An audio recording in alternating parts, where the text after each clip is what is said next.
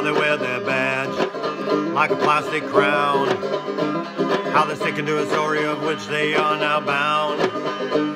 It's a rabbit hole they don't want you to go down, but over in Wisconsin, they're doubling down.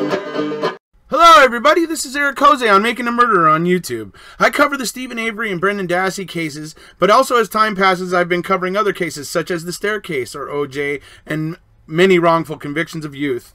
I go over the documents, the photos, the videos, anything case related, so stay tuned because I have many more videos just like the one you're about to see.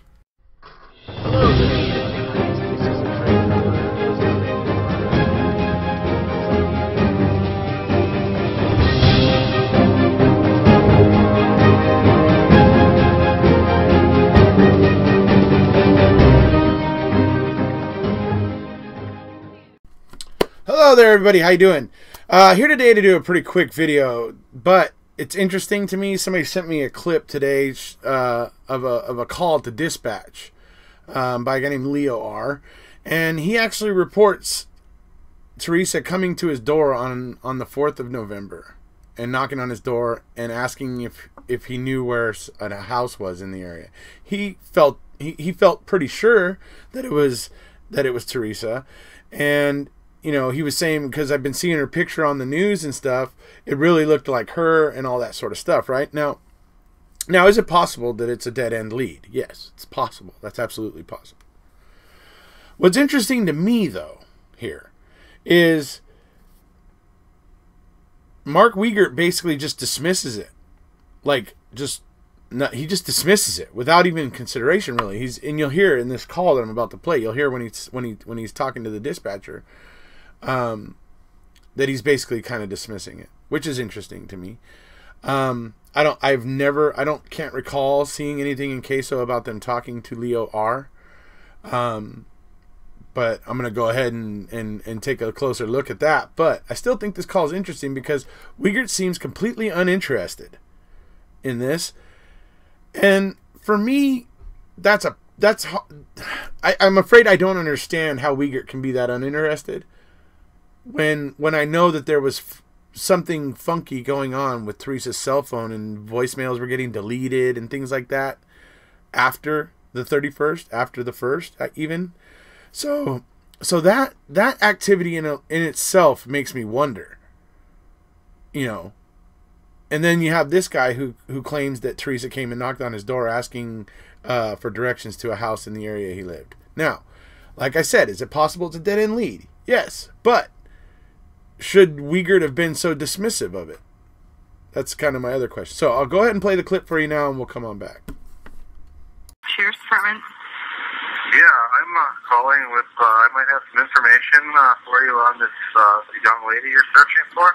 Okay, what's your name? My name's Leo. Okay. And your phone number, Leo? Phone number is 755. Where's that out of 755? It's the Michigan phone number. I live in the Larrabee area. Okay. And what type of information is it? Well, last night when I was watching the TV at around 11:30 or so, somebody knocked on my door, and they were looking for a home in my area here. Okay. And I think it was her. I seen her picture on the internet. My wife just got it up for me, and it's a good possibility. I think that was who was at my door last night. Okay. What I'll do is I'm going to have an investigator that's working this give you a call, okay? Okay. And that's a 920 area code, right? 755? Yep. Okay. Thanks for the information, Leo, and an investigator will be calling you. Okay. Okay? Sure, bye. Thank you.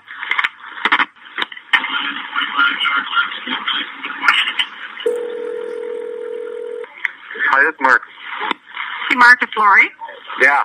Hey, I just got a call from a man from Michigan. Yeah. He says he thinks that last night a lady came to his door, knocked on his door, and when he answered it, that it was Teresa Halbach. Write it down, note it. I will deal with it when I get back. Okay, because otherwise I got his phone number, so. I don't have time for it right now, and I don't think that's the case. But what does she want? She asked for help? She was looking for directions. Okay, don't worry about it. Just log it. Okay. All right? All right. Okay, so there you hear him, like, basically just like, you know, I don't care, you know, write it down, log it. You know, make sure you write it down and log it. You know, but like, otherwise you can tell he just doesn't really care. And the fact is, I don't ever remember hearing about Leo R or follow up with him.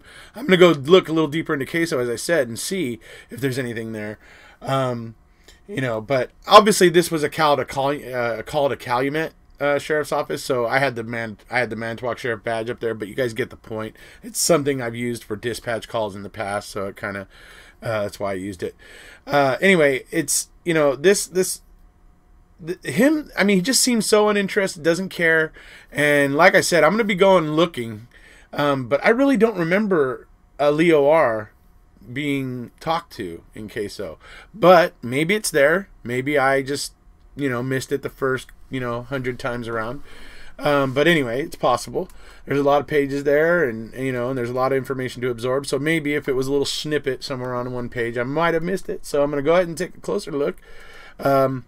But I really don't think there is an interview with this guy, and I think there should have been, you know, if there wasn't. So, I don't know. This is interesting stuff. Like I said, could be this guy didn't see Teresa really. Maybe it's possible that some other girl that looked remarkably like Teresa came to his door asking for directions. I mean, I suppose it's possible, you know? But whatever the case is I sure would have liked to have known more about Leo R. and what he thought he saw. So I'll definitely be looking for any follow-up with him. But like I said, I don't think there is any. Well, it turns out this story does get a little bit interesting because right here you're looking at a map of Kuss Road right here. So this here is Kuss Road. Okay? What you see here in green is the house of Leo R, the guy making the call to dispatch. So, then, what you have in the blue there, that is the suspected burial site that they found. Okay? And then what you have over here in the red is the deer camp. Okay, and you can see how in close proximity all these things are. The other interesting thing is Leo R makes this call that we just heard, and Wiegert basically shrugs it off. However, yet, pretty much like within, let's see, calls it in on the 5th, and on the 7th, Michael Bushman is out of kind of coming out of retirement essentially, and he's over in this area, and he's looking for something over here. But there's no report of this tip. There's no, like, in Queso or anything. There's no report of this guy. You know, we just recently heard the call, but there's no follow-up with this guy. There's no report where they went and talked to this guy. So, this is just, I thought, something that was interesting, just looking at the close proximity. And for those of you who are wondering, oh, how do you know he's here, that he lives here or whatever? Well, I checked it out. And there is a Leo R that lives there on Kuss Road. You know, I won't show anybody any doxing myself, but it turns out there is a Leo R on Kuss Road, and so this is all very interesting. The fact that this is all in such close proximity.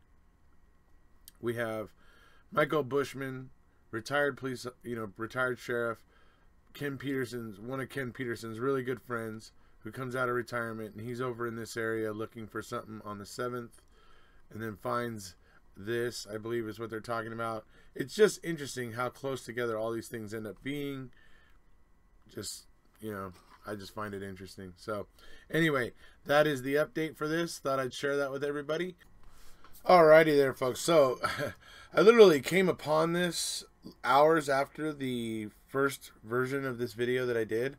I came upon that information I just showed you with the map and everything, and I wasn't sure about it because I wasn't sure how to be able to prove that there was a Leo R living at that house or on Kuss Road. But and then yesterday there was the 300 documents that dropped basically, and that had everybody's attention. We were all talking about that. I did a video about the only human bones type, that statement on the ledger. And so because of that, I didn't get in touch with TikTok Manitowoc, who was the one that tweeted about this, and I didn't get in touch with him until today. And that's when he pointed me in the direction of, oh, here's how you can go check that out. And I was like, oh, okay. Boom.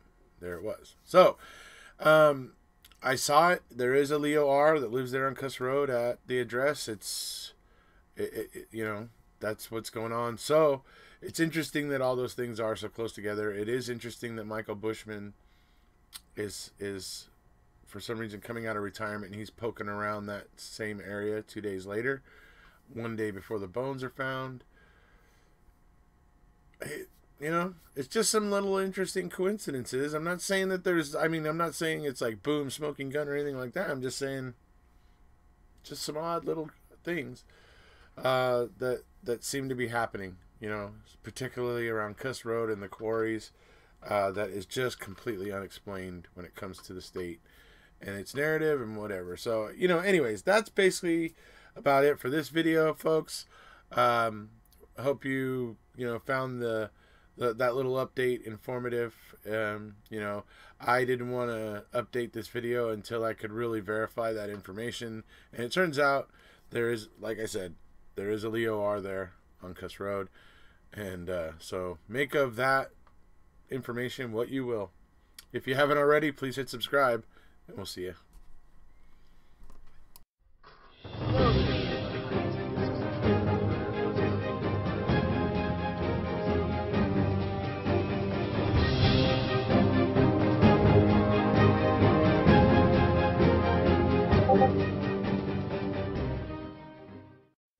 My name's Stacy Seabrook, and I approve Eric Jose on Making a Murderer to be able to use my songs on his channel. Thank you. He's innocent. The day always comes if you're innocent.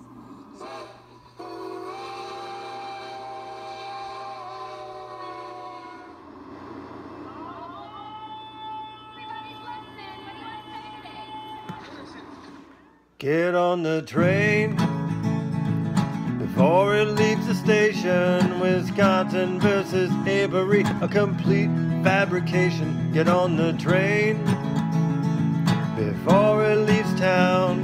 The truth train is coming, gonna run them down, run them down.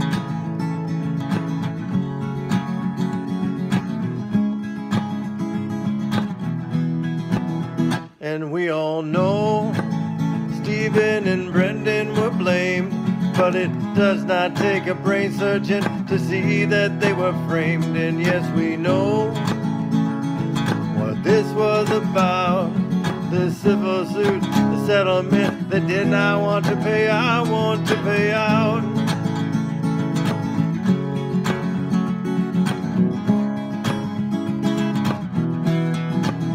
And you may hear this song, or maybe you don't get it.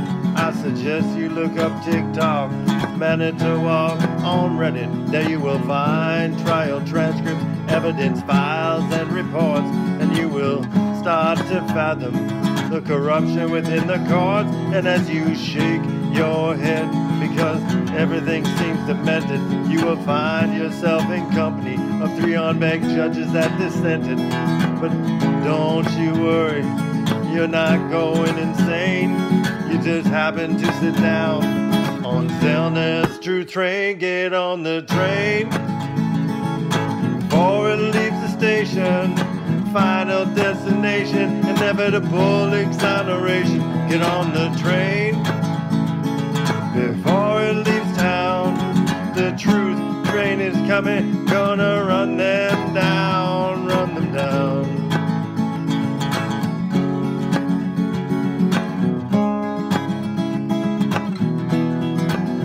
Get on the train.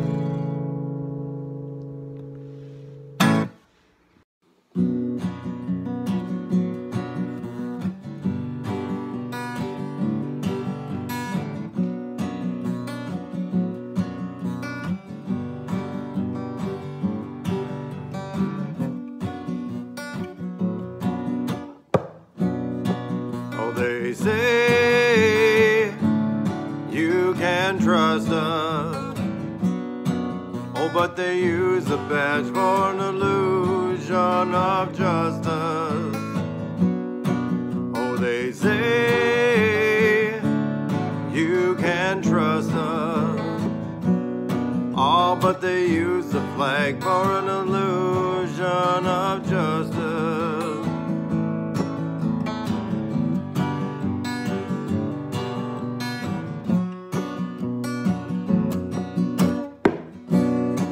It's indefensible. Oh, now what they did, convict an innocent man twice with a 16-year-old kid. Yes, we can turn away, pretending all the pieces fit. Oh, but if we turn away, we let them get away with it. Oh, they say you can trust us. Oh, but they use the badge for an illusion of justice. Oh, they say you can trust us. Oh, but they use the flag for an illusion of justice. Of justice.